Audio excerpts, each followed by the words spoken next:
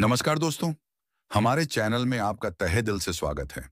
क्या आपने कभी अपनी रोजमर्रा की जिंदगी में एक पल रुककर सोचा है कि जो दुनिया आपको जैसी दिखती है, क्या वो सच में वैसी ही है? आपके सामने जो मेज रखी है, उसका जो भूरा रंग आपको दिख रहा है, क्या वो उसका असली रंग है? या वो सिर्फ रोशनी और आपकी आंखों का एक खेल है? क्या आप ये 100% यकीन से कह सकते हैं कि आप अभी जाग रहे हैं और कोई सपना नहीं देख रहे? आज हम एक ऐसी किताब की दुनिया में गोता लगाने वाले हैं जो आपको आपकी अपनी ही दुनिया को एक अजनबी की नजर से देखना सिखाएगी। ये किताब आपको कोई बने बनाए जवाब नहीं देगी, बल्कि ये आपके हर जवाब पर एक नया और ज्यादा गहरा सवाल खड्डा इशा कर देगी। हम बात कर रहे हैं 20वीं सदी के महानतम विचारकों में से एक बर्ट्रैंड रसेल और उनकी विश्व प्रसिद्ध किताब द प्रॉब्लम ऑफ फिलॉसफी, यानी दर्शन की समस्याएं के बारे में। ये किताब उन लोगों के लिए दर्शन की दुनिया का सबसे बेहतरीन दरवाजा है जो सोचना और सवाल पूछना पसंद करते हैं। इस ऑडियो बुक में हम रसेल के साथ मिलकर अपनी ही सामान्य बुद्धि की नींव को हिलाकर रख देंगे। हम जानेंगे कि कैसे हमारी सबसे भरोसेमंद चीजें, हमारी अपनी इंद्रियां, हमें धोखा दे सकती हैं। हम हकीकत और दिखावे के बीच के उस पर्दे को उठाने की कोशिश करेंगे। हम पूछेंगे कि क्या हम सच में किसी भी चीज को निश्चित रूप से जान सकते हैं? और सबसे बढ़कर हम ये जानेंगे कि अगर दर्शन हमें कोई पक्का जवाब नहीं देता, तो फिर उसका फायदा ही क्या है? क्यों हमें इन बेकार के सवालों पर अपना समय बर्बाद करना चाहिए? ये ऑडियो बुक आपके दिमाग की खिड़कियां खोलने वाली है और आपको उस दुनिया की एक झलक दिखाने वाली है जो हमारी रोजमर्रा की दुनिया के ठीक नीचे छिपी हुई है। क्या आप तैयार हैं अपनी निश्चितताओं की दुनिया को चुनौती देने और अनिश्चितता के इस रोमांचक और खूबसूरत समंदर में उतरने के लिए? तो चलिए इस रोमांचक सफर की शुरुआत करते हैं। अध्याय नंबर 1, वो मेज जो वैसी नहीं है जैसी दिखती है, दिखावा बनाम हकीकत। दोस्तों, बर्ट्रैंड रसेल अपनी इस अद्भुत किताब की शुरुआत किसी भारी भरकम दार्शनिक सिद्धांत से नहीं करते। वो हमसे एक बहुत ही साधारण सी चीज के बारे में सोचने के लिए कहते हैं। एक ऐसी चीज जो शायद अभी आपके सामने भी रखी हो, एक मेज। हम सब जानते हैं कि एक मेज क्या होती है। हम उसे देखते हैं, उसे छूते हैं और हमें पूरा यकीन होता है कि हम उस मेज को ठीक वैसा ही जानते हैं जैसी वो असल में है। लेकिन इस अध्याय में रसेल एक जासूस की तरह हमारी इसी निश्चितता के धागों को एक एक करके उधेड़ना शुरू कर देते हैं और हमें ये दिखाते हैं कि कैसे हमारी सबसे सामान्य धारणाएं भी सवालों से घिरी हुई हैं। रसेल कहते हैं, चलिए इस मेज को ध्यान से देखते हैं। इसका रंग क्या है? आप कहेंगे, भूरा। लेकिन क्या ये सच में हर जगह से एक जैसी भूरी है? जरा गौर से देखिए। जहां ज्यादा रोशनी पड़च रही है, वहां वो चमकीली और लगभग सफेद लग रही है। जहां छाया है, वहां वो बहुत ज्यादा गहरी भूरी, लगभग काली लग रही है। अगर आप एक कलाकार हैं, तो आप एक ही भूरे रंग का इस्तेमाल नहीं करेंगे। आप कई अलग अलग रंगों को मिलाकर उस मेज को पेंट करेंगे। तो फिर उस मेज का असली रंग कौन सा है? जो आप देख रहे हैं, वो तो लगातार बदल रहा है। अब इसके आकार के बारे में सोचते हैं। हम कहते हैं कि ये मेज आयताकार है। लेकिन क्या आपको ये कभी भी ठीक आयताकार दिखती है? नहीं। सिर्फ तभी जब आप ठीक उसके ऊपर से देख रहे हो। किसी भी और कोने से देखने पर परिप्रेक्ष्य के कारण आपको उसके कोण 90 डिग्री के नहीं, बल्कि कुछ छोटे और कुछ बड्ढे दिखेंगे। तो फिर उस मेज का असली आकार कौन सा है? जो हमें दिख रहा है, वो तो हमारे देखने के कोण के साथ बदल रहा है। अब इसे छू कर देखते हैं। ये हमें चिकनी महसूस होती है। लेकिन अगर हम इसी सतह को एक माइक्रोस्कोप के नीचे देखें, तो वो हमें एक खुरदरी और उबड़-खाबड़ घाटी और पहाड़ों जैसी दिखेगी। तो फिर उसकी असली सतह कौन सी है? चिकनी या खुरदरी? रसेल कहते हैं कि हम जो कुछ भी अपनी इंद्रियों से सीधे सीधे अनुभव कर रहे हैं, वो उस असली मेज से अलग है। हम जिस रंग, आकार और स्पर्श का अनुभव कर रहे हैं, उसे रसेल सेंस डेटा कहते हैं। ये हमारे व्यक्तिगत निजी अनुभव हैं जो पल पल बदल रहे हैं। तो अब सबसे बड़ा और सबसे गहरा सवाल उठता है, अगर हम सिर्फ अपने सेंस डेटा का ही सीधा अनुभव करते हैं, तो फिर क्या कोई असली मेज भी है जो इन सेंस डेटा के पीछे मौजूद है? क्या कोई ऐसी भौतिक वस्तु है जो हमारे देखने या न देखने से स्वतंत्र रूप से अस्तित्व में है? और अगर है, तो वो कैसी है? हम उसे कभी भी सीधे सीधे तो जान ही नहीं सकते। हम तो सिर्फ ये अनुमान लगा सकते हैं कि कोई बाहरी वस्तु है जो हमारे अंदर ये सारे सेंस डेटा पैदा कर रही है। इस एक साधारण से मेज के उदाहरण से रसेल ने हमें दर्शन की सबसे बद्धी और सबसे पुरानी समस्याओं में से एक के दरवाजे पर ला खड़ा किया है, और वो है दिखावा बनाम हकीकत की समस्या। हम जिस दुनिया को अपनी इंद्रियों से देखते हैं वो सिर्फ दिखावे की दुनिया है, फेनोमेना की दुनिया। लेकिन इस दिखावे के पीछे की असली हकीकत यानी नूमेना की दुनिया, वो कैसी है? क्या हम उसे कभी जान भी सकते हैं? ये सवाल आपको थोड़ा बचकाना या परेशान करने वाला लग सकता है, लेकिन ये बहुत ही गहरा है। ये हमारी सारी निश्चितताओं की नींव पर सवाल उठाता है। अगर हम ये भी यकीन से नहीं कह सकते कि हमारे सामने रखी मेज असल में कैसी है, तो हम किसी भी और चीज के बारे में कैसे यकीन कर सकते हैं? लेकिन क्या इसका मतलब ये है कि हमें किसी भी चीज पर विश्वास नहीं करना चाहिए? क्या कोई असली दुनिया है ही नहीं? इस पहेली को सुलझाने की पहली कोशिश के लिए आपको अगले अध्याय का इंतजार करना होगा, जहां हम पूछेंगे, क्या पदार्थ का अस्तित्व है? अध्याय नंबर 2, क्या पदार्थ का अस्तित्व है? एक दुनिया हमारे बाहर। पिछले अध्याय में बर्ट्रैंड रसेल ने हमें एक बहुत ही बेचैन कर देने वाली जगह पर 6 डीडीएच दिया था। उन्होंने हमारी अपनी इंद्रियों पर ही एक बहुत बड़ा सवाल खड़ा कर दिया था। अगर हम सिर्फ अपने निजी अनुभवों यानी सेंस डेटा यानी रंग, आकार, ध्वनि को ही सीधे सीधे जान सकते हैं, तो हम ये कैसे मान लें कि इन अनुभवों के पीछे कोई असली, बाहरी, भौतिक दुनिया भी मौजूद है? इस अध्याय में हम इसी सवाल की गहराई में उतरेंगे। क्या ये कुर्सी, ये कमरा, ये पूरी दुनिया सिर्फ मेरे दिमाग का एक लंबा सपना तो नहीं है? या क्या हम ये साबित कर सकते हैं कि एक बाहरी दुनिया सच में मौजूद है? इस सवाल को दर्शन में आदर्शवाद और यथार्थवाद के बीच की बहस कहा जाता है। एक तरफ हैं आदर्शवादी दार्शनिक जैसे कि बिशप बर्कले, जिन्होंने ये तर्क दिया कि असल में कोई भौतिक पदार्थ है ही नहीं, दुनिया में सिर्फ मन और उनके विचार ही मौजूद हैं। उनका प्रसिद्ध कथन था, होने का मतलब है अनुभव किया जाना। यानी एक मेज सिर्फ तभी तक मौजूद है जब तक कोई उसे देख या सोच रहा है। जैसे ही सब लोग कमरे से बाहर चले जाएंगे और उसके बारे में सोचना बंद कर देंगे, वो मेज भी अस्तित्व से मिट जाएगी। हमारे लिए ये दुनिया ईश्वर के दिमाग में मौजूद एक विचार है, और हमारे सेंस डेटा सीधे ईश्वर द्वारा हमारे दिमाग में डाले जाते हैं। ये विचार सुनने में बहुत ही अजीब और पागलपन भरा लगता है, लेकिन रसेल कहते हैं कि इसे तार्किक रूप से गलत साबित करना लगभग नामुमकिन है। आप कैसे साबित कर सकते हैं कि आप जो दुनिया देख रहे हैं वो आपके दिमाग के बाहर भी मौजूद है? आप कोई भी सबूत देंगे, वो तो आखिरकार आपका अपना एक और अनुभव, एक और सेंस डेटा ही होगा। तो क्या हमें ये मान लेना चाहिए कि हम सब एक तरह के अकेले ब्रह्मांड में जी रहे हैं और बाकी सब कुछ सिर्फ हमारी कल्पना है? रसेल कहते हैं, नहीं। हालांकि हम भौतिक दुनिया के अस्तित्व को 100% साबित नहीं कर सकते, लेकिन हमारे पास इस पर विश्वास करने के लिए बहुत ही मजबूत कारण है। बाहरी दुनिया का अस्तित्व एक सबसे अच्छी परिकल्पना है जो हमारे अनुभवों को समझा सकती है। वो कौन से कारण हैं? सबसे पहला और सबसे मजबूत कारण है दूसरे लोगों का अस्तित्व। जब हम दूसरे लोगों से बात करते हैं तो वे ऐसी बातें कहते हैं जो हम खुद कभी नहीं सोच सकते थे। उनकी प्रतिक्रियाएं, उनके विचार, ये सब हमें ये मानने पर मजबूर करते हैं कि वे भी हमारी तरह ही एक सोचने समझने वाले मन हैं जिनके अपने निजी सेंस डेटा हैं। और अगर हम ये मान लेते हैं कि दूसरे लोग भी मौजूद हैं, तो हमें ये भी मानना पड़ेगा कि हम सब एक साझा, सार्वजनिक दुनिया में रह रहे हैं। उदाहरण के लिए, जब आप और आपका दोस्त एक ही मेज को देखते हैं, तो आपके सेंस डेटा यानी आपको दिखने वाला रंग और आकार और आपके दोस्त के सेंस डेटा यानी उसे दिखने वाला रंग और आकार थोड़ी ही अलग अलग हो सकते हैं, क्योंकि आप दोनों अलग अलग कोणों से देख रहे हैं, लेकिन वे काफी हद तक एक जैसे होते हैं। और अगर आप दोनों मेज के चारों ओर घूमते हैं, तो आपके सेंस डेटा एक बहुत ही व्यवस्थित और अनुमानित तरीके से बदलते हैं।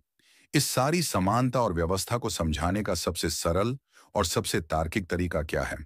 यही कि वहां पर एक असली सार्वजनिक मेज मौजूद है जो हम दोनों के दिमाग में ये मिलते जुलते सेंस डेटा पैदा कर रही है। ये मानने की बजाय कि कोई शैतान या ईश्वर हम दोनों के दिमाग में एक जैसी फिल्म चला रहा है, ये मानना कहीं ज्यादा सरल और स्वाभाविक है। दूसरा कारण है हमारी अपनी सहज वृत्ति। हम सब एक बहुत ही गहरे और मजबूत विश्वास के साथ जीते हैं कि एक बाहरी दुनिया मौजूद है। जब एक बिल्ली चूहे को देखती है, तो वो ये नहीं सोचती कि मुझे चूहे जैसा एक सेंस डेटा अनुभव हो रहा है। वो सीधे चूहे पर झपटती है। ये विश्वास हमारे अंदर इतना गहरा है कि हम इससे छुटकारा पा ही नहीं सकते, चाहे हम कितनी भी दार्शनिक बहस क्यों ना कर लें। रसेल कहते हैं कि हमें अपनी इन सहज वृत्तियों को तब तक नहीं छोड़ देना चाहिए जब तक कि उनके खिलाफ कोई बहुत ही मजबूत तार्किक कारण न मिल जाए, और आदर्शवाद के पक्ष में ऐसा कोई मजबूत कारण नहीं है। तो रसेल का निष्कर्ष क्या है? वो ये है कि हम बाहरी दुनिया के अस्तित्व को गणितीय रूप से सिद्ध तो नहीं कर सकते, लेकिन इस पर विश्वास करना पूरी तरह से तर्कसंगत है। ये हमारे अनुभवों का सबसे अच्छा स्पष्टीकरण है। तो चलिए ये मान लेते हैं कि एक असली भौतिक दुनिया मौजूद है, लेकिन वो है कैसी? क्या वो वैसी ही है जैसी हमें दिखती है? यहाँ रसेल हमें विज्ञान की ओर ले जाते हैं। वो कहते हैं कि विज्ञान हमें बताता है कि असली भौतिक दुनिया हमारे सेंस डेटा की दुनिया से बहुत अलग है। असली मेज रंगहीन, गंधहीन और आवाजहीन है। वो असल में खाली जगह में बहुत तेजी से घूमते हुए छोटे छोटे कणों, यानी इलेक्ट्रॉन्स एंड प्रोटॉन्स का एक झुंड है। रंग, ध्वनि और गंध जैसी चीजें उस मेज में नहीं हैं। वे तो सिर्फ तब पैदा होती हैं जब वो मेज हमारी इंद्रियों और हमारे दिमागी के साथ संपर्क करती है। तो असली दुनिया हमारे सेंस डेटा का कारण तो है, लेकिन वो उनके जैसी नहीं है। तो हम एक बहुत ही अजीब स्थिति में हैं। हम ये तो मान सकते हैं कि एक असली दुनिया है, लेकिन हम ये कभी नहीं जान सकते कि वो असल में है कैसी। हम सिर्फ उसके और हमारे बीच के रिश्ते, यानी भौतिकी के नियमों को ही जान सकते हैं। लेकिन अगर हम भौतिक चीजों को सीधे सीधे नहीं जान सकते, तो फिर हम किन चीजों को सीधे सीधे जान सकते हैं? क्या कोई ऐसा ज्ञान भी है जो पूरी तरह से निश्चित और सीधा हो? इस सवाल का जवाब हमें रसेल के एक और बहुत ही महत्वपूर्ण सिद्धांत की ओर ले जाएगा, और उसे जानने के लिए आपको अगले अध्याय का इंतजार करना होगा। अध्याय नंबर 3, दो तरह का ज्ञान। वो जो हम सीधे जानते हैं और वो जो हम सिर्फ जानते हैं। पिछले अध्याय में हमने ये देखा कि हम भौतिक दुनिया के अस्तित्व पर तो विश्वास कर सकते हैं, लेकिन हम उसे कभी भी सीधे सीधे नहीं जान सकते। हम सिर्फ ये अनुमान लगाते हैं कि हमारे सेंस डेटा के पीछे कोई असली मेज या असली पेडीएच मौजूद है। ये एक तरह का अप्रत्यक्ष ज्ञान है। अब इस अध्याय में बर्ट्रैंड रसेल हमें एक बहुत ही महत्वपूर्ण और उपयोगी फर्क बताते हैं, जो हमें यह समझने में मदद करेगा कि हम किन चीजों के बारे में निश्चित हो सकते हैं और किन चीजों के बारे में नहीं। ये है परिचय द्वारा ज्ञान और वर्णन द्वारा ज्ञान के बीच का अंतर। सबसे पहले बात करते हैं परिचय द्वारा ज्ञान की। ये वो ज्ञान है जो हमें सीधे सीधे बिना किसी मध्यस्थता या अनुमान के होता है। ये एक तरह की प्रत्यक्ष जागरूकता है। इसमें कोई शक की गुंजाइश नहीं होती। तो वो कौन सी चीजें हैं जिनसे हमारा इस तरह का सीधा परिचय होता है? रसेल के अनुसार सबसे पहली और सबसे स्पष्ट चीज है हमारे अपने सेंस डेटा। जब आप एक लाल टमाटर को देखते हैं, तो आपको उस लालीपन का सीधा और तत्काल अनुभव होता है। आप उस लाल रंग को सीधे सीधे जानते हैं। आप ये शक तो कर सकते हैं कि क्या कोई असली टमाटर है जो इस लालीपन का कारण है, लेकिन आप इस बात पर शक नहीं कर सकते कि आप खुद उस लाल रंग का अनुभव कर रहे हैं। यह आपका निजी, तत्काल और निश्चित ज्ञान है। इसी तरह जब आप कोई आवाज सुनते हैं या किसी चीज को छूते हैं, तो उस ध्वनि या उस स्पर्श से आपका सीधा परिचय होता है। दूसरी चीज जिससे हमारा सीधा परिचय होता है, वो है हमारी अपनी आंतरिक भावनाएं और विचार। जब आपको दर्द महसूस होता है, तो आपको दर्द का सीधा ज्ञान होता है। तो आपको अपनी खुशी का सीधा पता होता है। और जब आप सोच रहे होते हैं, तो आपको अपने विचारों की सीधी जानकारी होती है। कोई और आपके दर्द या आपकी खुशी को महसूस नहीं कर सकता, ये सिर्फ आपका अपना अनुभव है। तीसरी चीज है स्मृति या यादें। जब आप अपने कल के दिन के बारे में सोचते हैं, तो आपको उन घटनाओं की यादों का सीधा अनुभव होता है। वो यादें धुंधली या गलत हो सकती हैं, लेकिन उस याद के होने का जो अनुभव है, वो तत्काल और सीधा है। और आखिर में रसेल कहते हैं कि हमारा खुद से भी एक तरह का सीधा परिचय होता है। जब आप कहते हैं मैं सोच रहा हूं, तो आप सिर्फ उस सोच से ही नहीं, बल्कि उस मैं से भी परिचित होते हैं जो सोच रहा है। ये आत्म चेतना का अनुभव है। तो ये है परिचय द्वारा ज्ञान की दुनिया। ये एक बहुत ही छोटी और बहुत ही निजी दुनिया है। इसमें सिर्फ वही चीजें हैं जो हमारे अपने दिमाग के अंदर सीधे सीधे मौजूद हैं। ये ज्ञान पूरी तरह से निश्चित है, लेकिन ये बहुत सीमित भी है। अब आते हैं दूसरी और कहीं ज्यादा बड़ी दुनिया पर, और वो है वर्णन द्वारा ज्ञान की दुनिया। ये वो ज्ञान है जो हमें सीधे सीधे नहीं, बल्कि किसी वर्णन या विवरण के माध्यम से होता है। इसमें हम ये जानते हैं कि कोई चीज जो इस विवरण पर खरी उतरती है वो मौजूद है, लेकिन हम उस चीज से सीधे सीधे परिचित नहीं होते। इसका क्या मतलब है? चलिए रसेल का ही एक उदाहरण लेते हैं। हम सब जानते हैं कि बिस्मार्क जर्मनी का पहला चांसलर था। ये एक ज्ञान है, लेकिन हम में से कोई भी बिस्मार्क से सीधे सीधे नहीं। वो है इंडक्शन या आगमन का तर्क। ये क्या है और क्या ये भरोसेमंद है? इस नए सवाल की ओर बढ़ने के लिए आपको अगले अध्याय का इंतजार करना होगा। अध्याय नंबर 4, कल भी सूरज उगेगा। हम ये कैसे जानते हैं? पिछले अध्याय में हमने ज्ञान के दो प्रकार, परिचय द्वारा और वर्णन द्वारा, के बीच का फर्क समझा। हमने देखा कि हमारा ज्यादातर ज्ञान, खासकर बाहरी दुनिया के बारे में, सीधे अनुभव पर नहीं, बल्कि अनुमान और तर्क पर आधारित है। अब इस अध्याय में हम उस एक खास तरह के तर्क की पड्डी ताल करेंगे जिस पर हमारा रोजमर्रा का जीवन और पूरा का पूरा विज्ञान टिका हुआ है। ये है आगमन का सिद्धांत या द प्रिंसिपल ऑफ इंडक्शन। और हम बर्ट्रैंड रसेल के साथ ये पूछेंगे कि क्या ये सिद्धांत जिस पर हम इतना भरोसा करते हैं वो सच में उतना भरोसेमंद है जितना हम उसे समझते हैं। आगमन का तर्क है क्या? ये अतीत के अनुभवों के आधार पर भविष्य के बारे में अनुमान लगाने की प्रक्रिया है। हम देखते हैं कि अब तक जब भी हमने आग में हाथ डाला है, हमारा हाथ जला है। इस आधार पर हम ये सामान्य नियम बना लेते हैं कि आग जलाती है, और हम ये उम्मीद करते हैं कि भविष्य में भी आग जलाएगी। हम हर रोज देखते हैं कि सूरज पूरब में उगता है, और इस आधार पर हमें पूरा यकीन है कि कल भी सूरज पूरब में ही उगेगा। हमारा पूरा जीवन इसी तरह की उम्मीदों पर चलता है। हम कुर्सी पर बैठते हैं क्योंकि हम उम्मीद करते हैं कि वो टूटेगी नहीं। हम खाना खाते हैं क्योंकि हम उम्मीद करते हैं कि वो हमें जहर नहीं देगा। विज्ञान भी पूरी तरह से इसी आगमन के तर्क पर आधारित है। एक वैज्ञानिक हजारों बार देखता है कि जब पानी को 100 डिग्री सेल्सियस पर गर्म किया जाता है तो वो उबलता है, और इसी आधार पर वो ये सार्वभौमिक नियम बना लेता है कि पानी 100 डिग्री सेल्सियस पर उबलता है। वो ये मानकर चलता है कि भविष्य में भी और ब्रह्मांड में कहीं भी ये नियम लागू होगा। तो समस्या क्या है? ये तो बहुत ही सीधा साधा और भरोसेमंद तरीका लगता है, लेकिन रसेल डेविड ह्यूम की तरह हमें दिखाते हैं कि इस तर्क की नींव बहुत ही ज्यादा कमजोर है। समस्या ये है कि हम अतीत के अनुभवों से भविष्य के बारे में निश्चित रूप से कुछ भी साबित नहीं कर सकते। सिर्फ इसलिए कि कोई चीज लाखों बार एक ही तरीके से हुई है, ये इस बात की कोई तार्किक गारंटी नहीं है कि वो अगली बार भी वैसे ही होगी। रसेल इसके लिए एक बहुत ही मजेदार और थोड़ा क्रूर उदाहरण देते हैं। एक मुर्गे का उदाहरण। एक मुर्गा हर रोज सुबह देखता है कि किसान आता है और उसे दाना डालता है।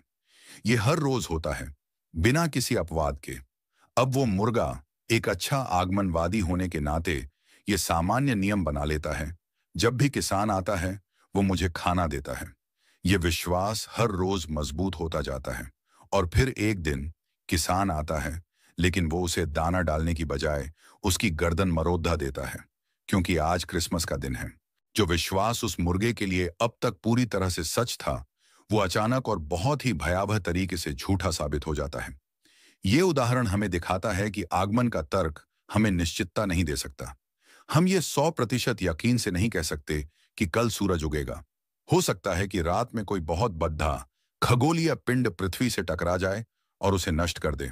हम सिर्फ ये कह सकते हैं कि सूरज के कल उगने की संभावना बहुत ही ज्यादा है। तो फिर हम इस आगमन के सिद्धांत पर इतना भरोसा क्यों करते हैं? क्या हमारे पास कोई तार्किक कारण है ये मानने का कि भविष्य अतीत जैसा ही होगा? रसेल कहते हैं, नहीं, हमारे पास कोई शुद्ध तार्किक सबूत नहीं है। हम ये साबित करने की कोशिश कर सकते हैं कि आगमन काम करता है क्योंकि ये अब तक काम करता आया है, लेकिन ये तो खुद एक आगमन वाला तर्क ही है। आप आगमन को सही साबित करने के लिए आगमन का ही इस्तेमाल कर रहे हैं, जो कि एक गोलाकार तर्क है। तो रसेल का निष्कर्ष क्या है? वो ये है कि आगमन का सिद्धांत एक ऐसा बुनियादी विश्वास है जिसे हम तार्किक रूप से साबित तो नहीं कर सकते, लेकिन जिसके बिना हम जी भी नहीं सकते। ये विज्ञान और हमारे जीवन की एक अंध आस्था की तरह है। हम ये मानकर चलते हैं कि प्रकृति में एक रूपता है, कि भविष्य काफी हद तक अतीत जैसा ही होगा, क्योंकि अगर हम ऐसा नहीं मानेंगे तो हम कोई भी काम नहीं कर पाएंगे। ये एक बहुत ही विनम्रता भरा निष्कर्ष है। ये हमें दिखाता है कि विज्ञान की नींव भी, जिसे हम सबसे ज्यादा निश्चित और वस्तुनिष्ठ मानते हैं, वो भी एक ऐसे सिद्धांत पर टिकी है जिसे खुद साबित नहीं किया जा सकता। ये हमारे ज्ञान की अनिश्चितता को और भी ज्यादा गहरा कर देता है। अब तक हमने उस ज्ञान की बात की है जो हम अनुभव से, चाहे वो सीधा हो या अनुमानित, प्राप्त करते हैं। लेकिन क्या कोई ऐसा ज्ञान भी है जो अनुभव पर बिल्कुल भी निर्भर नहीं करता? गणित और तर्क के बारे में क्या? हमें कैसे पता है कि 2 और 2 4 होते हैं? इसके लिए तो हमें दुनिया में दो दो चीजों को जोड़ने की जरूरत नहीं पड़ती। इस तरह के ज्ञान को रसेल क्या कहते हैं, और ये हमें दुनिया के बारे में क्या बताता है? इस नई तरह के ज्ञान की पहेली को सुलझाने के लिए आपको अगले अध्याय का इंतजार करना होगा। अध्याय नंबर 5, अनुभव से परे का ज्ञान। हम कैसे जानते हैं कि 2 और 2 4 होते हैं? पिछले अध्यायों में हमने बर्ट्रैंड रसेल के साथ उस ज्ञान की दुनिया की यात्रा की है जो हमारे अनुभवों और हमारी इंद्रियों पर आधारित है। हमने देखा कि ये दुनिया कितनी ज्यादा अनिश्चित और अनुमान पर आधारित है। हम ये भी यकीन से नहीं कह सकते कि कल सूरज उगेगा। लेकिन अब हम एक बिल्कुल अलग तरह के ज्ञान के क्षेत्र में कदम रखने जा रहे हैं। एक ऐसा क्षेत्र जहां हमें पूरी निश्चितता और पूरा यकीन महसूस होता है। वो है गणित और तर्कशास्त्र का क्षेत्र। इस अध्याय में हम ये पूछेंगे कि इस तरह का ज्ञान कहाँ से आता है और ये अनुभव की दुनिया से कैसे अलग है। इस तरह के ज्ञान को दार्शनिक प्रागणुभविक ज्ञान कहते हैं। यह एक लैटिन शब्द है जिसका मतलब है जो पहले से है। ये वो ज्ञान है जो हमें किसी भी अनुभव से पहले या उससे स्वतंत्र रूप से पता होता है। आपको ये जानने के लिए कि 2 और 2 4 होते हैं, दुनिया में चीजों को गिनने की जरूरत नहीं है। आप ये सिर्फ अपने दिमाग में तर्क के जरिए ही जान सकते हैं। इसी तरह ये जानने के लिए कि कोई भी चीज एक ही समय में लाल और गैर लाल नहीं हो सकती, आपको दुनिया की सारी लाल चीजों को देखने की जरूरत नहीं है। ये एक तार्किक सत्य है। तो ये प्रागणुभविक ज्ञान अनुभवजन्य ज्ञान से बिल्कुल अलग है। अनुभवजन्य ज्ञान वो है जो हमें अनुभव के बाद मिलता है, जैसे आसमान नीला है या पानी गीला होता है। इन बातों को जानने के लिए आपको दुनिया का अनुभव करना पड़ता है। तो सवाल यह है कि ये प्रागणुभविक ज्ञान जो अनुभव पर निर्भर नहीं करता, वो हमें मिलता कैसे है और वो इतना निश्चित क्यों होता है? रसेल कहते हैं कि इस तरह का ज्ञान हमें भौतिक वस्तुओं के बारे में कुछ नहीं बताता। ये हमें सार्वभौमिकों के बीच के संबंधों के बारे में बताता है। अब ये सार्वभौमिक क्या भला है? ये एक बहुत ही पुराना और गहरा दार्शनिक सवाल है। जब हम कहते हैं ये बिल्ली सफेद है और वो बर्फ सफेद है, तो हम दोनों ही चीजों के लिए सफेद शब्द का इस्तेमाल कर रहे हैं। तो ये सफेदी क्या है? हम दुनिया में कई अलग अलग सफेद चीजें तो देखते हैं, लेकिन क्या हम कभी भी सिर्फ सफेदी को अपने आप में देखते हैं? इसी तरह हम दुनिया में कई न्यायपूर्ण कार्य देखते हैं, लेकिन क्या हम कभी भी सिर्फ न्याय को देखते हैं? ये सामान्य अवधारणाएं जैसे कि सफेदी, न्याय, बिल्ली या इंसान, इन्हें ही दार्शनिक सार्वभौमिक कहते हैं। प्लेटो जैसे दार्शनिकों का मानना था कि ये सार्वभौमिक एक अलग आदर्श दुनिया में सच में मौजूद हैं, लेकिन रसेल एक ज्यादा आधुनिक नजरिया अपनाते हैं। वो कहते हैं कि ये सार्वभौमिक भौतिक दुनिया में तो मौजूद नहीं है, और न ही ये सिर्फ हमारे दिमाग की उपज है। ये एक तीसरे अमूर्त लोक में मौजूद है। हमारा दिमाग इन अमूर्त सार्वभौमिकों को सीधे सीधे समझ सकता है, और प्रागणुभविक ज्ञान इन्हीं सार्वभौमिकों के बीच के संबंधों का ज्ञान है। जब हम कहते हैं 2 और 2 4, तो हम दुनिया की किसी दो चीजों और दो चीजों की बात नहीं कर रहे। हम 2 के अमूर्त सार्वभौमिक, 4 के अमूर्त सार्वभौमिक और जोड़ने के अमूर्त सार्वभौमिक के बीच के एक जरूरी रिश्ते की बात कर रहे हैं। ये एक ऐसा रिश्ता है जो हमेशा, हर हाल में सच होगा, चाहे ये भौतिक दुनिया मौजूद हो या ना हो। इसीलिए इस तरह का ज्ञान इतना निश्चित होता है, क्योंकि ये इस बदलती हुई और अनिश्चित इंद्रियों की दुनिया के बारे में है ही नहीं। ये विचारों और अवधारणाओं की एक शाश्वत और अपरिवर्तनीय दुनिया के बारे में है। तो रसेल ने ज्ञान को दो बड़े हिस्सों में बांट दिया है। एक तरफ है अनुभवजन्य ज्ञान, जो हमें इस भौतिक दुनिया के बारे में बताता है, लेकिन ये हमेशा अनिश्चित और संभाव्य होता है। दूसरी तरफ है प्रागअनुभविक ज्ञान, जो हमें सार्वभौमिकों की अमूर्त दुनिया के बारे में बताता है, और ये पूरी तरह से निश्चित और जरूरी होता है। इस फर्क को समझना बहुत जरूरी है। ये हमें सिखाता है कि हम विज्ञान से गणित जैसी निश्चितता की उम्मीद नहीं कर सकते, और हम गणित से दुनिया के बारे में कोई नई भौतिक जानकारी की उम्मीद नहीं कर सकते। दोनों की अपनी अपनी जगह और अपनी अपनी सीमाएं हैं। अब तक हमने ये देखा है कि हम दुनिया के बारे में और विचारों के बारे में क्या और कैसे जान सकते हैं, लेकिन इस पूरी कहानी में एक बहुत बड़ा सवाल अभी भी अनसुलझा है। वो सवाल है खुद दर्शन के बारे में। अगर दर्शन हमें भौतिक दुनिया के बारे में कोई नया तथ्य नहीं बताता, यानी वो काम तो विज्ञान का है, और न ही वो हमें गणित जैसे कोई निश्चित जवाब देता है, तो फिर उसका फायदा ही क्या है? क्यों हमें इन अजीब और अनसुलझे सवालों पर अपना समय बर्बाद करना चाहिए?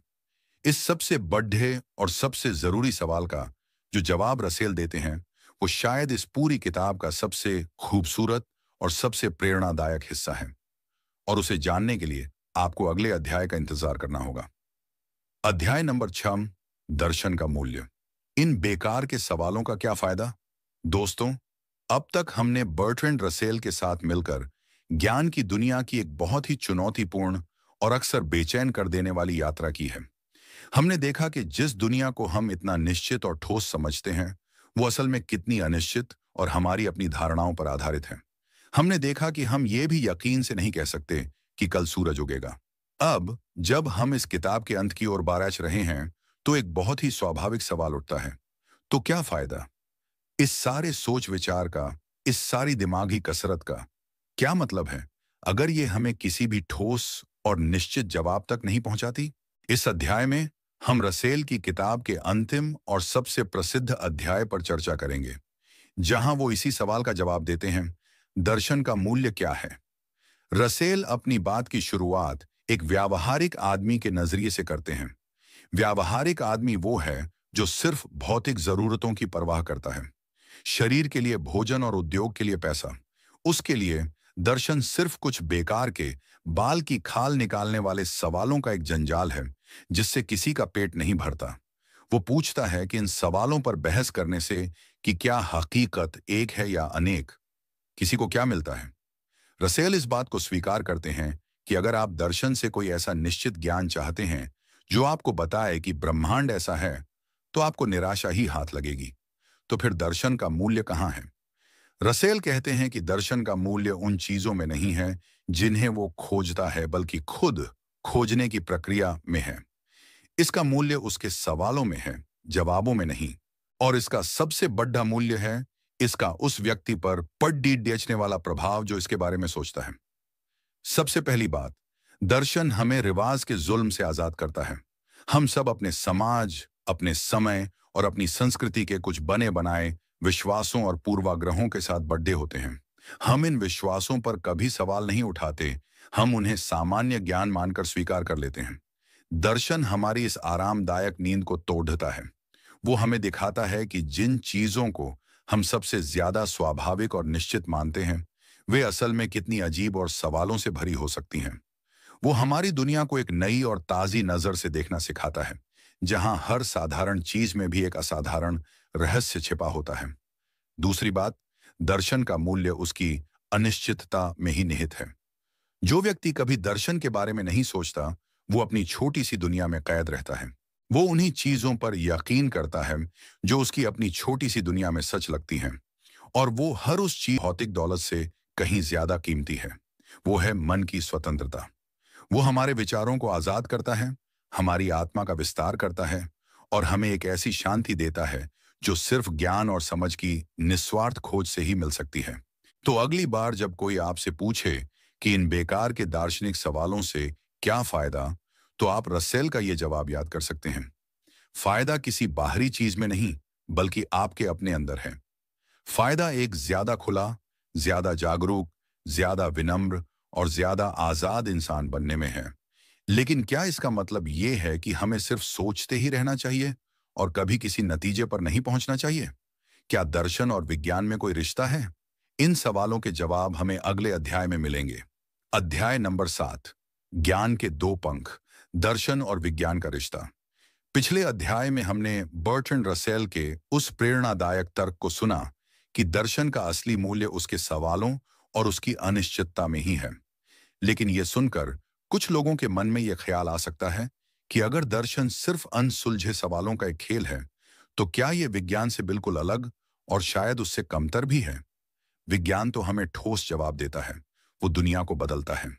तो फिर दर्शन और विज्ञान के बीच क्या रिश्ता है? क्या वे दुश्मन हैं या दोस्त? इस अध्याय में हम रसेल के विचारों के आधार पर इन दो महान ज्ञान की शाखाओं के बीच के जटिल और जरूरी रिश्ते को समझने की कोशिश करेंगे। रसेल का मानना था कि इतिहास में दर्शन और विज्ञान एक ही पेड़ की शाखाएं रही हैं।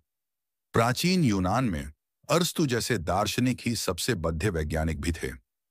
वो हर चीज का अध्ययन करते थे, आत्मा से लेकर सितारों तक। उस समय दर्शन एक तरह का महासागर था जिसमें ज्ञान की सारी नदियां आकर मिलती थीं। लेकिन धीरे धीरे जैसे जैसे हमारा ज्ञान बढ़ता गया, इस महासागर से अलग अलग स्वतंत्र विषय बाहर निकलते गए। जब हमने खगोलीय पिंडों की गति को गणितीय रूप से समझना शुरू कर दिया, तो खगोल विज्ञान दर्शन से अलग होकर एक स्वतंत्र विज्ञान बन गया। इसी तरह न्यूटन के काम के बाद भौतिकी दर्शन से अलग हो गई। डार्विन के बाद जीव विज्ञान अलग हो गया। और हाल के समय में मनोविज्ञान भी दर्शन की गोद से निकलकर एक स्वतंत्र विज्ञान बनने की कोशिश कर रहा है। तो ऐसा लगता है कि दर्शन एक ऐसी मां की तरह है जिसके बच्चे बड्ढे होकर उसे छोड़ डकर चले जाते हैं। जो भी सवाल एक निश्चित और तथ्यात्मक जवाब पाने लगता है, वो दर्शन का हिस्सा नहीं रहता, वो विज्ञान का हिस्सा बन जाता है। तो फिर दर्शन के पास बचता क्या है?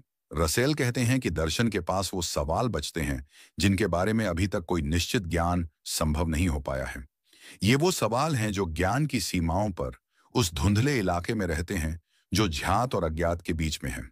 तो दर्शन का एक बहुत बड़ा और महत्वपूर्ण काम है अग्रदूत का। वो उन नए और मुश्किल क्षेत्रों में सबसे पहले कदम रखता है जहां विज्ञान अभी तक नहीं पहुंचा है।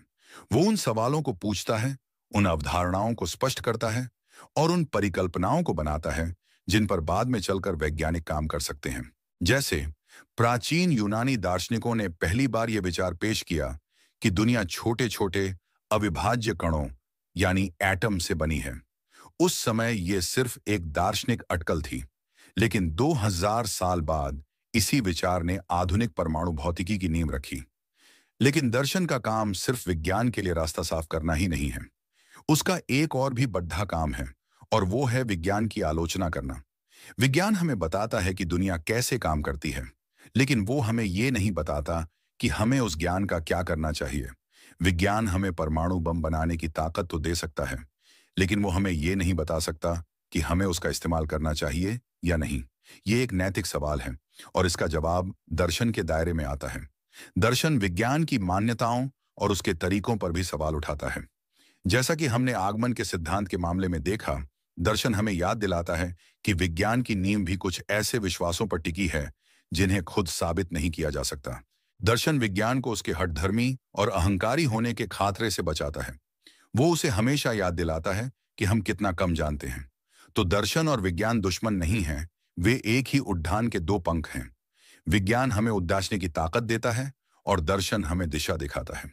विज्ञान हमें दुनिया के बारे में ज्ञान देता है और दर्शन हमें उस ज्ञान को समझने के लिए विवेक देता है। रसेल का मानना था कि एक अच्छे समाज और एक अच्छे व्यक्ति के लिए दोनों ही जरूरी हैं।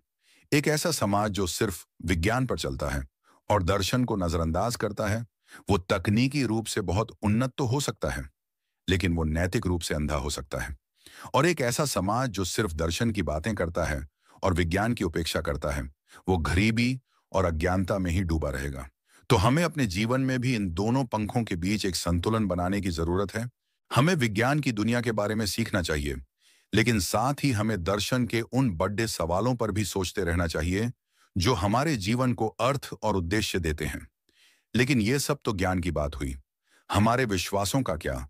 उन चीजों का क्या जिन्हें हम बिना किसी सबूत के मानते हैं? क्या दर्शन और धर्म में कोई तालमेल हो सकता है? इस और भी ज्यादा मुश्किल सवाल पर रसेल क्या सोचते हैं ये जानने के लिए आपको अगले अध्याय में चलना होगा।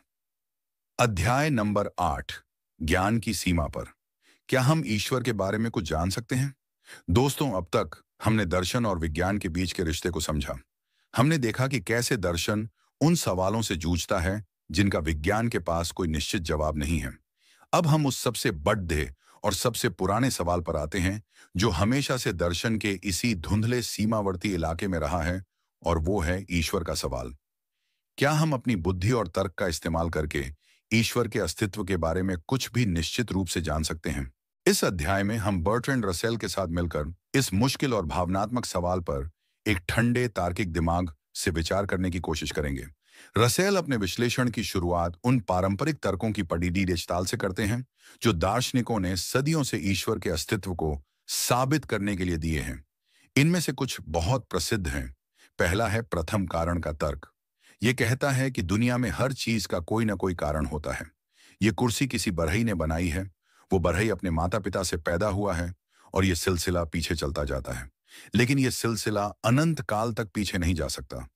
कहीं ना कहीं तो एक पहला कारण होना ही चाहिए, एक ऐसा कारण जिसका खुद कोई कारण ना हो, और यही पहला कारण ईश्वर है। रसेल कहते हैं कि यह तर्क बहुत ही कमजोर है। अगर हर चीज का एक कारण होना जरूरी है, तो फिर ईश्वर का कारण क्या है?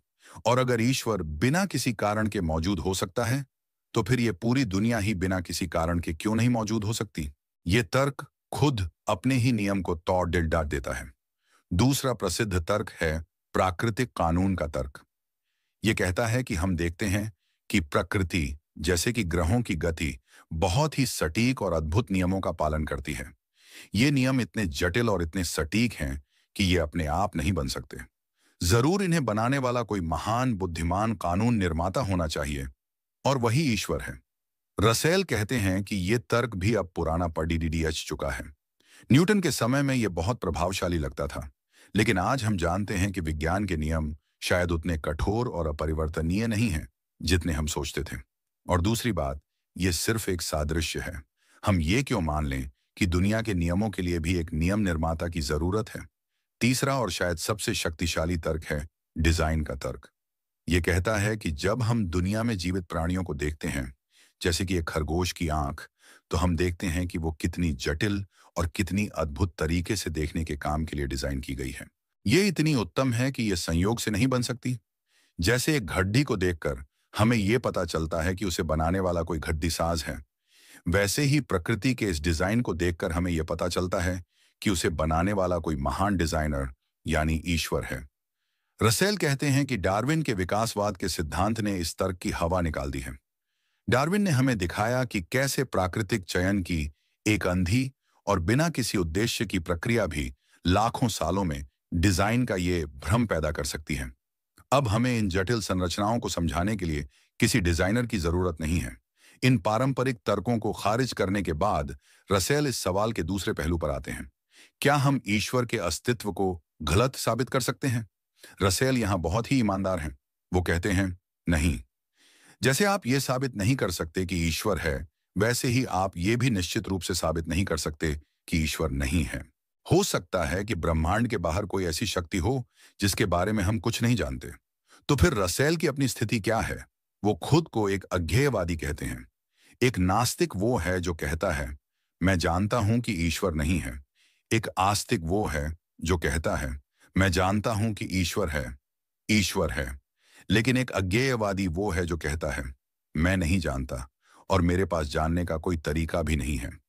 रसेल का मानना था कि ईश्वर के अस्तित्व का सवाल वैज्ञानिक और तार्किक जांच पढ़ के दायरे से बाहर है।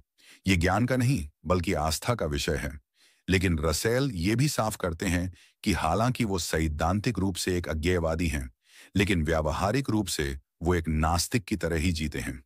क्यों? वो एक बहुत ही मजेदार उदाहरण देते हैं जिसे रसेल की छायादानी कहा जाता है।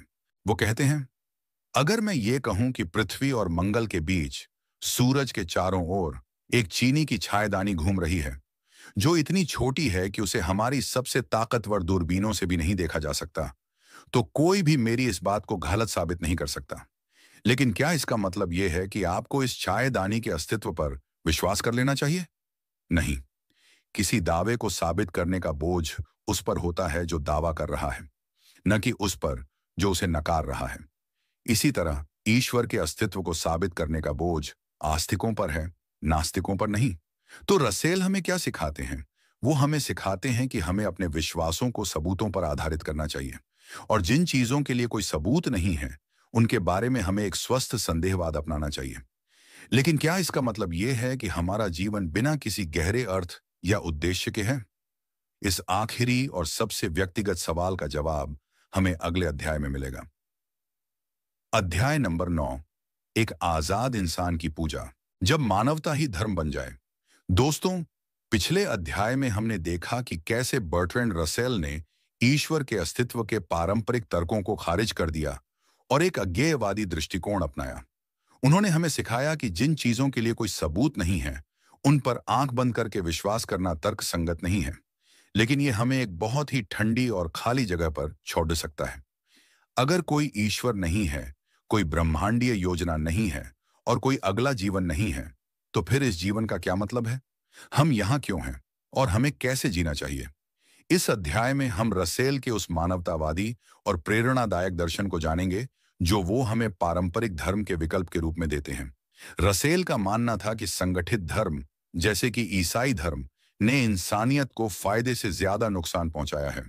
उनका मानना था कि धर्म मुख्य रूप से डर पर आधारित है, प्रकृति की रहस्यमयी शक्तियों का डर, हार का डर और सबसे बढ़कर मौत का डर।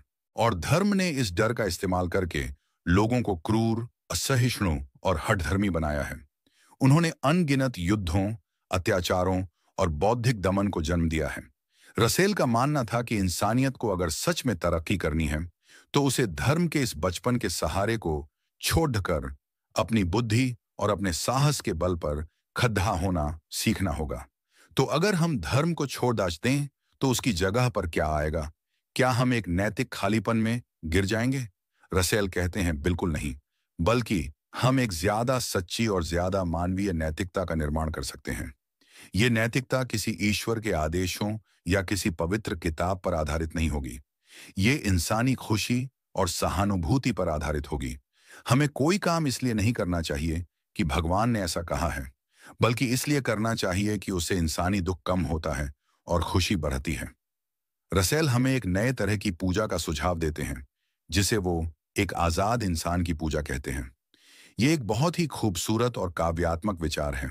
वो कहते हैं कि हमें ये साहस के साथ स्वीकार कर लेना चाहिए कि हम इस विशाल, अंधी और बेपरवाह कायनात में अकेले हैं। ये कायनात हमारे लिए नहीं बनी है। ये हमारी खुशियों या हमारे दुखों की कोई परवाह नहीं करती। ये बस अपने नियमों के अनुसार चलती है और एक दिन ये हम सबको और हमारी सारी उपलब्धियों को मिटा देगी। ये एक बहुत ही भयानक और निराशाजनक तस्वीर लग सकती है, लेकिन रसेल कहते हैं कि इसी भयानक सच्चाई को स्वीकार करने में ही हमारी असली आजादी और हमारी असली गरिमा छिपी है। जब हम ये समझ जाते हैं कि हमें बचाने वाला कोई नहीं है, तो हम अपनी नियति की जिम्मेदारी खुद अपने हाथों में ले लेते हैं। हम किसी काल्पनिक दुनिया के सहारे जीना छोड़ देते हैं और इसी दुनिया को, जो हमारे पास है, और ज्यादा खूबसूरत और ज्यादा न्यायपूर्ण बनाने की कोशिश करते हैं। एक आजाद इंसान की पूजा का मतलब है उन आदर्शों की पूजा करना जिन्हें हम इंसान खुद बनाते हैं।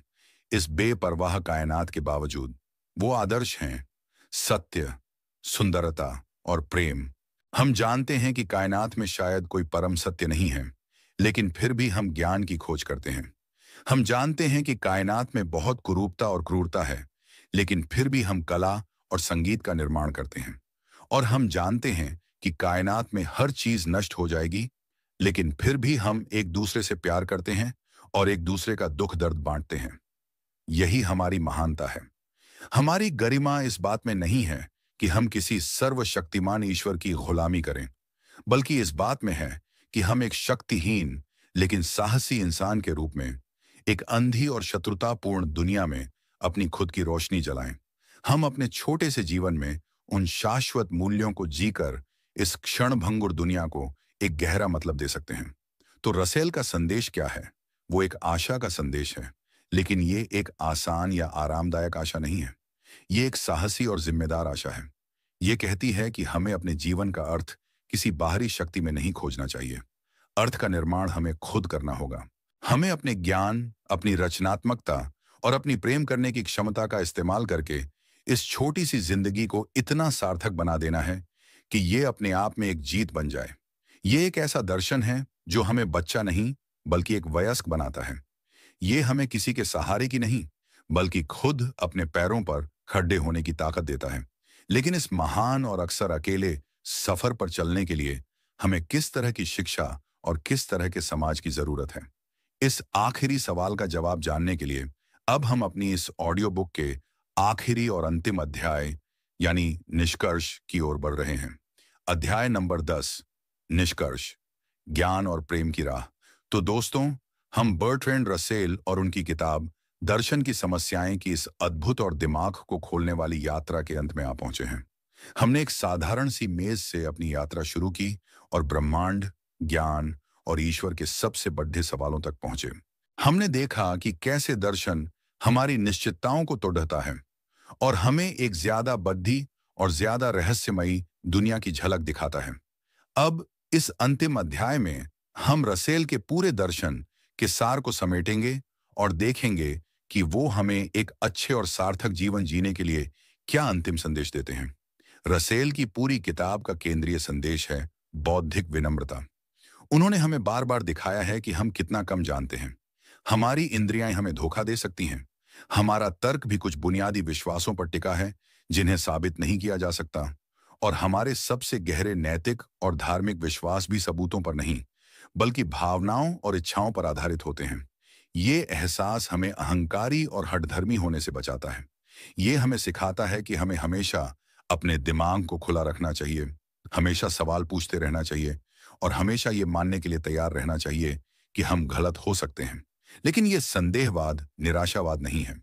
रसेल हमें अज्ञानता के अंधेरे में नहीं छोड़ देते। वो हमें दो मशालें देते हैं जो इस अंधेरे में हमारा रास्ता रोशन कर सकती हैं, और वो दो मशालें हैं ज्ञान और प्रेम। ज्ञान से रसेल का मतलब सिर्फ वैज्ञानिक या तथ्यात्मक ज्ञान नहीं है। उनका मतलब है ज्ञान की खोज का जुनून, सत्य को जानने की निस्वार्थ इच्छा, चाहे वो सत्य कितना भी असुविधाजनक क्यों ना हो। ये वही भावना है जो हमें दर्शन के बारे में सोचने के लिए प्रेरित करती है, जो हमारी आत्मा का विस्तार करती है और जो हमें हमारी निजी छोटी छोटी चिंताओं से ऊपर उठाकर इस विशाल ब्रह्मांड का एक हिस्सा महसूस कराती है। ज्ञान हमें दुनिया को समझने में मदद करता है और प्रेम या सहानुभूति हमें दुनिया में जीने में मदद करती है। ये हमें दूसरे इंसानों से जोड़ती है। ये हमें सिखाती है कि हम अकेले नहीं हैं और हमें एक दूसरे के दुख दर्द को समझना और उसे कम करने की कोशिश करनी चाहिए। अगर ज्ञान हमें दिखाता है कि दुनिया कितनी विशाल और अवैयक्तिक है, तो प्रेम उस ठंडी विशालता में एक गर्म और मानवीय कोना बनाता है। रसेल का मानना था कि एक अच्छा जीवन इन्हीं दो चीजों, ज्ञान और प्रेम, से प्रेरित होता है। एक अच्छा जीवन वो है जो प्रेम से प्रेरित हो और ज्ञान द्वारा निर्देशित हो। ये एक बहुत ही सरल लेकिन बहुत ही गहरा सूत्र है। प्रेम हमें लक्ष्य देता है। वो हमें बताता है कि हमें क्या हासिल करना है, यानी इंसानी खुशी को बढ़ाना और दुख को कम करना। और ज्ञान हमें उस लक्ष्य तक पहुंचने का तरीका बताता है। वो हमें सबसे प्रभावी और सबसे बुद्धिमान रास्ता दिखाता है। अगर आपके पास सिर्फ प्रेम है लेकिन ज्ञान नहीं, तो आप अच्छे इरादों के बावजूद नुकसान पहुंचा सकते हैं। और अगर आपके पास सिर्फ ज्ञान है लेकिन प्रेम नहीं, तो आपका ज्ञान क्रूर और विनाशकारी बन सकता है। रसेल ने अपनी पूरी जिंदगी इन्हीं दो आदर्शों के लिए जी। वो एक महानतम तर्क शास्त्री और दार्शनिक थे, लेकिन साथ ही वो एक महान मानवतावादी भी थे, जिन्होंने युद्ध, परमाणु हथियारों और हर तरह के अन्याय के खिलाफ आवाज उठाई। दर्शन की समस्याएं हमें कोई अंतिम उत्तर पुस्तिका नहीं देती। ये हमें एक नक्शा देती है, एक ऐसा नक्शा जो हमें ज्ञान और अनिश्चितता के इस विशाल महासागर में यात्रा करना सिखाता है। ये हमें सिखाती है कि इस यात्रा का मकसद किसी का खजाने के द्वीप पर पहुंचना नहीं है, बल्कि खुद यात्रा करने का आनंद लेना है, नए नए क्षितिजों को देखना है और इस प्रक्रिया में खुद को एक बेहतर और ज्यादा समझदार इंसान बनाना है। और इसी के साथ दोस्तों, हम आज इस अद्भुत यात्रा के अंत पर पहुंचते हैं। इस प्रेरणादायक पुस्तक के आधार पर हमने साथ मिलकर यह जाना कि कैसे सवाल पूछने की कला हमारे दिमागन को आजाद करती है और कैसे अनिश्चितता को स्वीकार करके हम एक ज्यादा बुद्धिमान और विनम्र जीवन जी सकते हैं। मुझे उम्मीद है कि इस ऑडियो बुक के जरिए हमने जो कुछ भी सीखा है वह सिर्फ सुनने तक ही सीमित नहीं रहेगा, बल्कि आपके जीवन का मार्गदर्शन भी करेगा। याद रखिएगा, यह ज्ञान केवल जानकारी नहीं है, बल्कि आपके भीतर की अपार क्षमता को जगाने की कुंजी है। यह ऑडियो बुक आपको यह सिखाती है कि कैसे अपनी धारणाओं पर सवाल उठाएं, कैसे हकीकत और दिखावे के बीच फर्क करें, और कैसे ज्ञान और प्रेम को अपने जीवन का मार्गदर्शक सिद्धांत बनाएं। लेकिन सबसे महत्वपूर्ण, यह आपको यह भी सिखाती है कि आप कितने शक्तिशाली हैं और आपके अंदर दर्शन के जरिए अपनी आत्मा का विस्तार करने की कितनी क्षमता छिपी हुई है। अब जब आप इस ऑडियो बुक को सुनना समाप्त कर रहे हैं, तो मैं आपसे एक अनुरोध करना चाहता हूं। इन सिद्धांतों को याद रखें, इन पर विचार करें और इन्हें अपने दैनिक जीवन में लागू करने का प्रयास करें। और हमेशा याद रखें, आपके भीतर असीम शक्ति है और आप जो भी चाहें पा सकते हैं। आपके इस बहुमूल्य समय के लिए और इस यात्रा में मेरे साथ जुड़ने के लिए दिल से धन्यवाद। मैं उम्मीद करता हूं कि आपको यह ऑडियो बुक पसंद आई होगी और इसने आपको दर्शन की समस्याओं और उसके मूल्य के बारे में कुछ नया सीखने को मिला होगा। अगर आपको यह ऑडियो बुक पसंद आई तो इसे लाइक करें, अपने दोस्तों और परिवार के साथ साझा करना न भूलें, ताकि वे भी इस ज्ञान का लाभ उठा सकें। और हाँ, हमारे चैनल को सब्सक्राइब करना बिल्कुल ना भूलें, ताकि आपको ऐसी ही और प्रेरणादायक और ज्ञानवर्धक ऑडियो बुक्स मिलती रहें। और हाँ, अपनी प्रतिक्रिया हमें कमेंट में जरूर बताएं। आपके विचार और सुझाव हमारे लिए बहुत ही ज्यादा महत्वपूर्ण हैं और हमें भविष्य में और भी बेहतर ऑडियो बुक्स बनाने में मदद करेंगे। तो कृपया कमेंट सेक्शन में अपनी राय जरूर दें। आपको रसेल का कौन सा विचार सबसे ज्यादा सोचने पर मजबूर करता है? हम जल्द ही एक और नई ऑडियो बुक के साथ वापस आएंगे। तब तक के लिए अपना ख्याल रखिए, सीखते रहिए और हमेशा अपने लक्ष्यों की ओर आगे बढ़ते रहिए। याद रखें, एक अच्छा जीवन प्रेम से प्रेरित और ज्ञान से निर्देशित होता है।